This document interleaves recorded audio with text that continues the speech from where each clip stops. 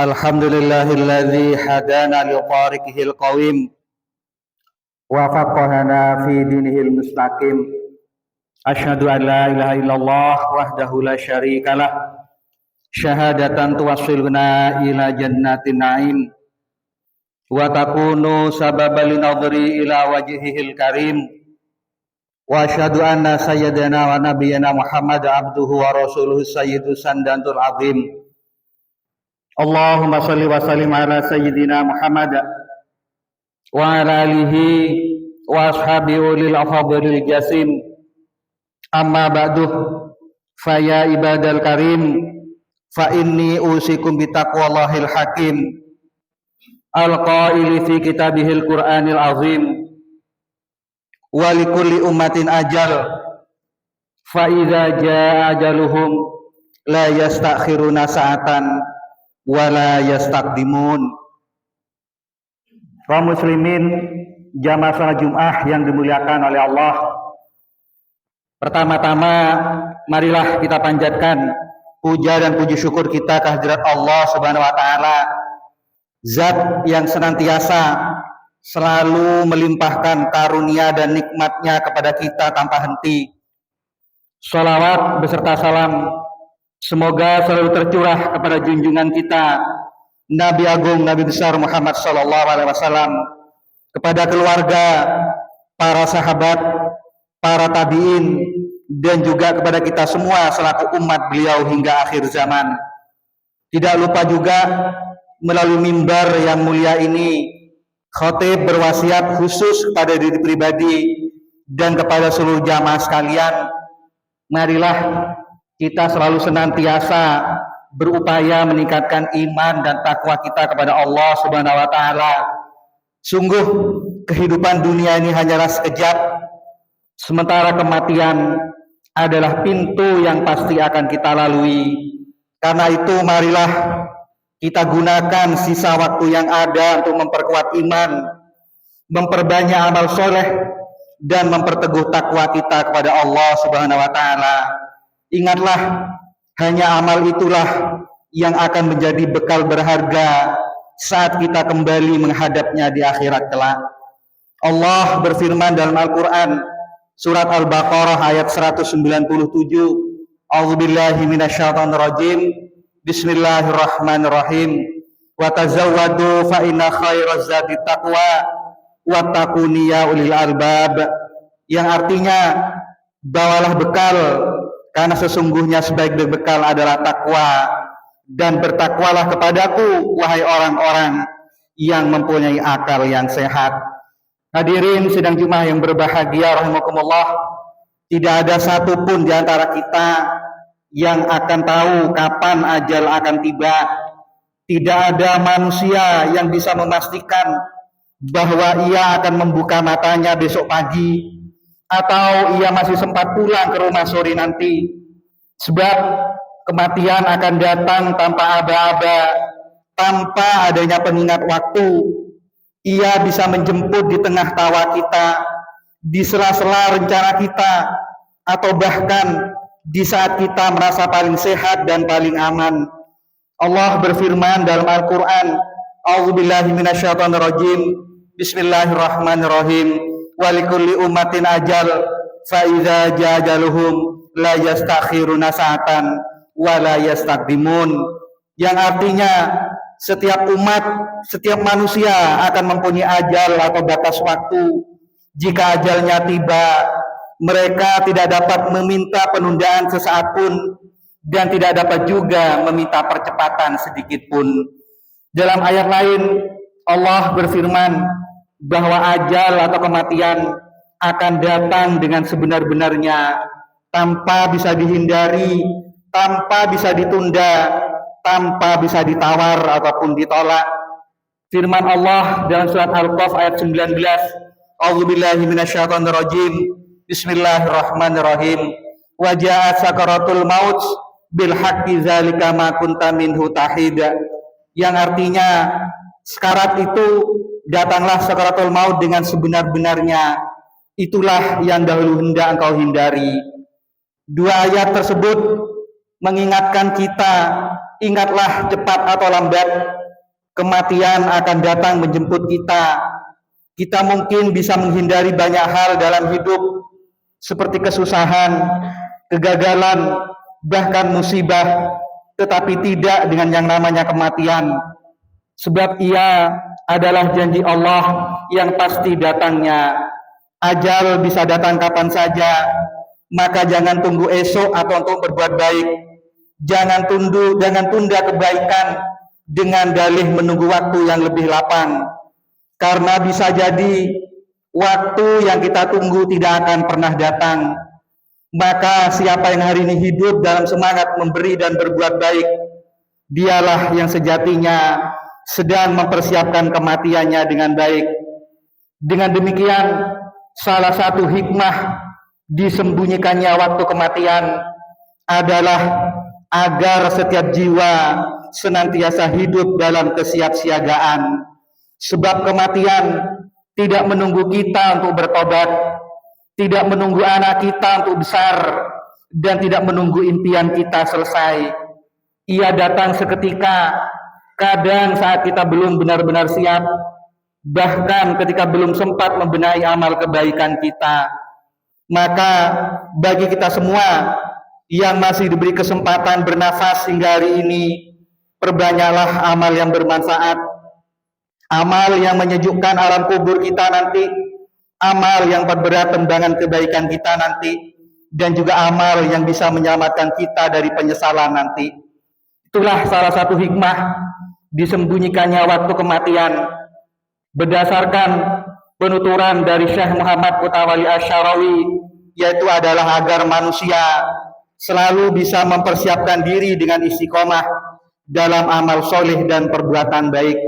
Hal ini dijelaskan dalam sebuah kitab Tafsir Asy-Syarawi Al-Khawatir halaman 176, yang artinya Allah akan menyembunyikan waktu kiamat dan akan menyembunyikan waktu kematian agar kita senantiasa mengingatnya dan selalu mengantisipasinya di setiap saat, sehingga kita bisa beramal untuknya.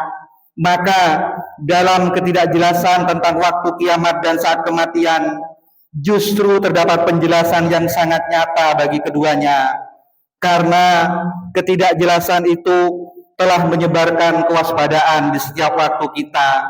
Oleh karena itu, marilah kita gunakan peran dan profesi kita masing-masing untuk menyiapkan bekal di akhirat nanti.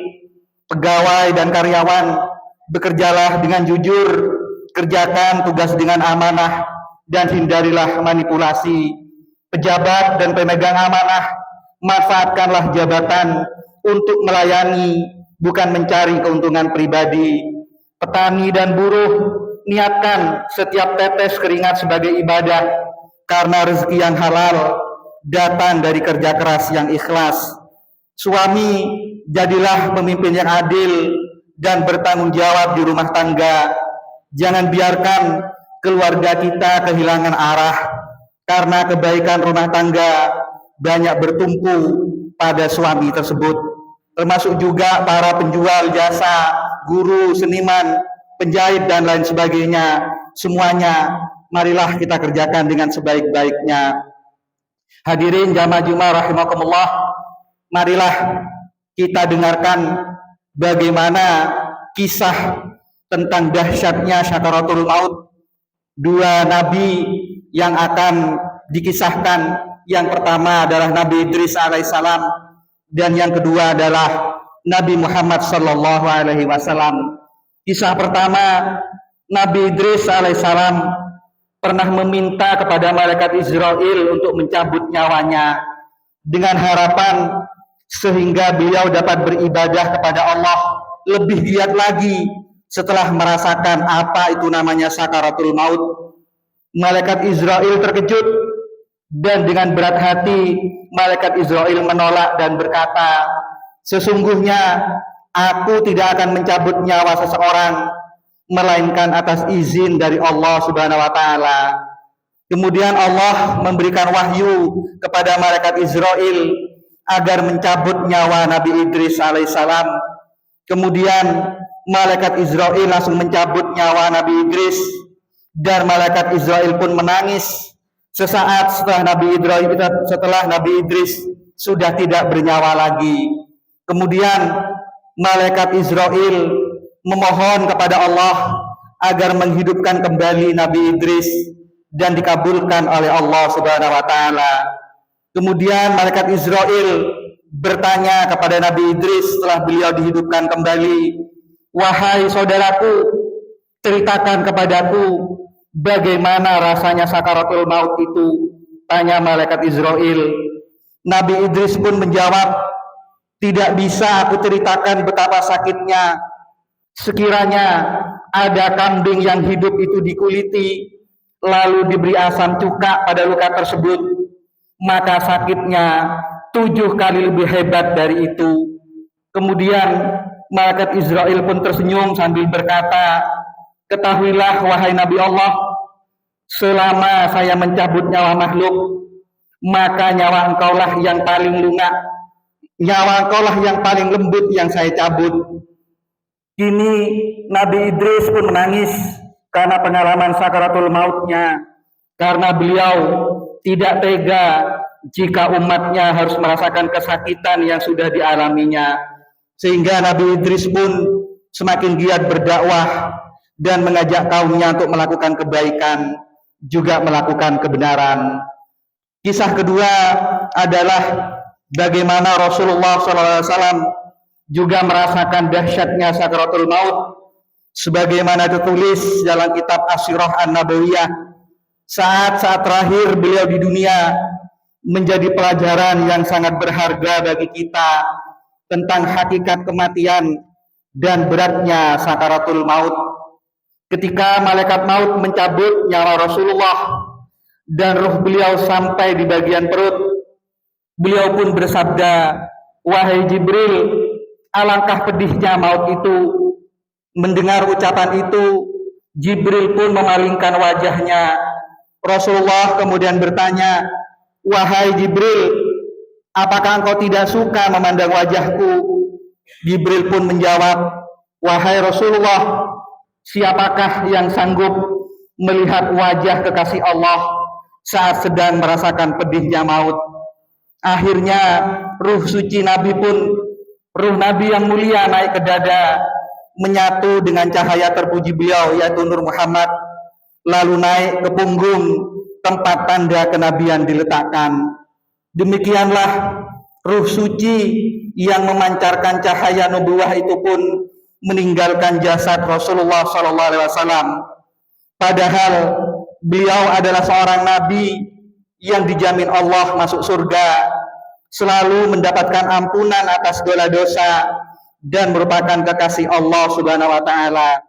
Namun tetap saja beliau masih merasakan betapa pedihnya kematian. Yang jadi pertanyaan, bagaimana dengan kita umatnya yang belum tentu mendapatkan jaminan surga, belum tentu mendapatkan ampunan dari Allah Subhanahu wa taala? Jawabannya tentu ada pada hati kita masing-masing. Sudahkah kita menyiapkan bekal untuk menghadapi saat itu? Mengingat betapa sakitnya sakaratul maut, umat Islam dianjurkan untuk membaca zikir serta berdoa sesuai anjuran dari Rasulullah SAW agar diberikan kemudahan saat menghadapi sakaratul maut.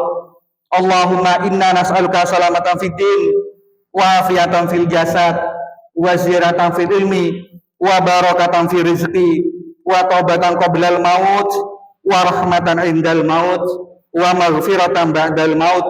Allahumma hawwin alaina fi sakaratil maut wa najatan minan nar wal afwa indal hisab. Yang artinya, ya Allah, sesungguhnya kami memohon kepadamu keselamatan dalam agama, kesehatan pada jasmani, tambahkanlah ilmu kami, keberkahan dalam rezeki kami, taubat sebelum datangnya kematian, rahmat ketika menghadapi kematian, dan ampunan setelah kematian. Ya Allah, mudahkanlah kami saat menghadapi sakaratul maut, selamatkanlah kami dari api neraka, dan berilah kami ampunan ketika menghadapi hisab kelak. sidang Jum'ah yang dirahmati Allah, semoga dengan adanya khutbah ini menjadi peringatan yang menggugah hati kita, menjadi cahaya yang menuntun langkah kita untuk senantiasa mempersiapkan bekal terbaik menuju kehidupan abadi, yaitu adalah bekal kematian yang pasti akan kita hadapi. Semoga Allah menjadikan kita hamba-hambanya yang senantiasa istiqomah dalam ketaatan, teguh dalam menjalankan perintahnya, serta sabar dalam menghadapi setiap ujian. Semoga setiap ilmu yang kita miliki melahirkan amal soleh, setiap dosa yang kita lakukan menjadi pelajaran kita untuk kembali ke arahnya, dan setiap detik dalam hidup kita menjadi jalan menuju ampunan dan surganya Allah. Amin amin ya rabbal alamin. Barakallahu wa lakum fil Qur'anil azim wa nafa'ini wa iyyakum bima fihi minal ayati wa zikril hakim wa taqabbalallahu minni wa minkum tilawatahu innahu huwas samiul alim.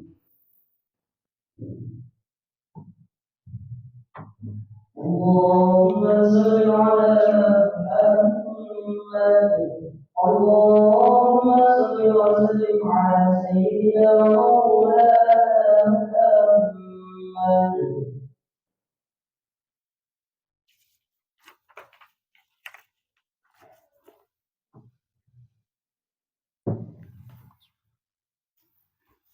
Alhamdulillahi ala ihsanihi wa syukru lahu ala taufiqi wa imtinani wa asyhadu an la ilaha illallah wahdahu la syarikalah wa asyhadu anna sayyidina Muhammadan abduhu wa rasuluhu da'i ila ridwani. Allahumma shalli ala sayyidina Muhammad wa ala alihi wa ashabihi wa sallama tasliman katsira. Amma ba'du, fa ya ayuhan nas ittaqullah fi ma amara wa antahu amma nahu alamu anna Allah amarakum bi amrin bada'a fi bi nafsihi wa sana bi malaikatihi bi qudsihi wa qala ta'ala innallaha wa malaikatahu yusholluna 'alan nabi ya ayyuhalladzina amanu shallu 'alaihi wa sallimu taslima. Allahumma shalli ala sayyidina Muhammad wa ala ali sayyidina Muhammad kama shallaita ala sayyidina Ibrahim wa ala ali sayyidina Ibrahim wa barik ala sayyidina Muhammad wa ala ali sayyidina Muhammad kama barakta ala sayyidina Ibrahim wa ala ali sayyidina Ibrahim fil alamina innaka hamidum majid. Warda lahum anil khulafa'ir rasyidin Abi Bakrin wa Umar wa Utsman wa Ali wa baqiyatus sahabati wa tabi'in wa tabi'in lahum bi ihsanin ila yaumiddin. Warda anna mahum birahmatika ya arhamar rahimin. Allahumma ighfir lil mu'minina wal mu'minat wal muslimina wal muslimat al ahya'i minhum wal amwat. Allahumma izal islam wal muslimin wa azil syirka wal musyrikin wa ansur ibadakal muwahhidiyati wa ansur man nasaraddin wa khzul man khazalal muslimin wa damir a'da'ad-din wa li kalimatika ila yaumiddin. Allahumma dafa' annal bala wal waba wal zalazila wal mihan wa su'al fitnah wal mihan ma dhahara minha wa ma batan am baladina Indonesia khassah wa sairil budanil muslimina ammah ya rabbal alamin. Rabbana zalamna anfusana wa illam taghfir lana wa tarhamna lanakunanna minal khasirin. Rabbana atina fid dunya hasanah wa fil akhirati hasanah wa qina adzabannar. Ibadallah innallaha ya'muruna bil adli wal ihsan wa ita'i dzil qurba wa yanha 'anil fahsya'i wal munkari wal baghi ya'idukum la'allakum tadhakkarun. Wa dzkurullahal 'azima yazkurkum washkuruhu 'ala ni'amihi yazidkum wa la dzikrullahi akbar wallahu ya'lamu ma tasna'un.